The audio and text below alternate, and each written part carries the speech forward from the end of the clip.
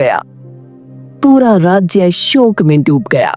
पड़ोसी राज्य की राजकुमारी चंद्रलेखा, जो वीरभद्र से प्रेम करती थी और उसे राजा बनाना चाहती थी, ने एक नई चाल चली। उसने अंधे राजा वीरसेन को विवाह का प्रस्ताव भेजा।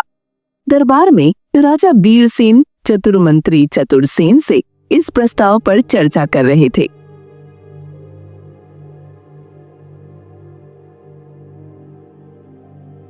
महाराज, ये प्रस्ताव मुझे षड्यंत्र जैसा प्रतीत होता है।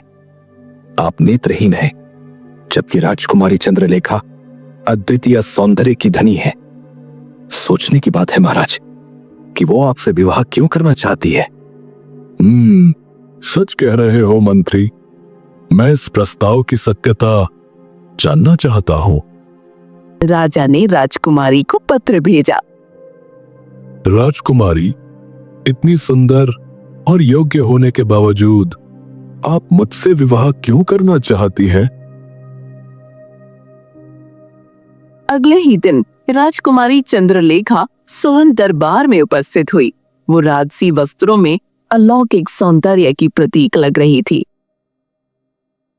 उसने दरबार में प्रवेश किया और अत्यंत मधुर स्वर में कहा, महाराज, मैंने आपकी वीरता और न्यायप्रियता की कहानियां सुनी है।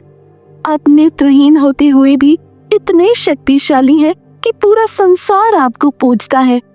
मैं ऐसे शक्तिशाली और न्यायप्रिय राजा के साथ अपना जीवन बिताना चाहती हूँ। वो धीरे धीरे आगे बढ़ी, राजा के समीप आई और उनका हाथ अपने कोमल हाथों में ले लिया। महाराज, मेरा हृदय केवल आपका है।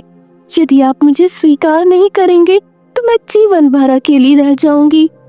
राजा वीरसेन के मन में पहली बार किसी ने इतना प्रेम और सम्मान जताया था। उनका हृदय भावनाओं से भर उठा। वो कुछ क्षण मौन रहे, फिर बोले, राजकुमारी, आपका प्रेम और समर्पण मुझे अभिभूत कर रहा है। ये सुनकर चतुरसेन चिंतित हो उठा। वो जानता था कि ये प्रेम नहीं बल्कि एक षड्यंत्र है। उसने राजा को सावधान किया।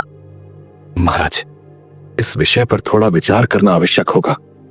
ये निर्णय इतना शीघ्र नहीं लेना चाहिए। तुम्हारे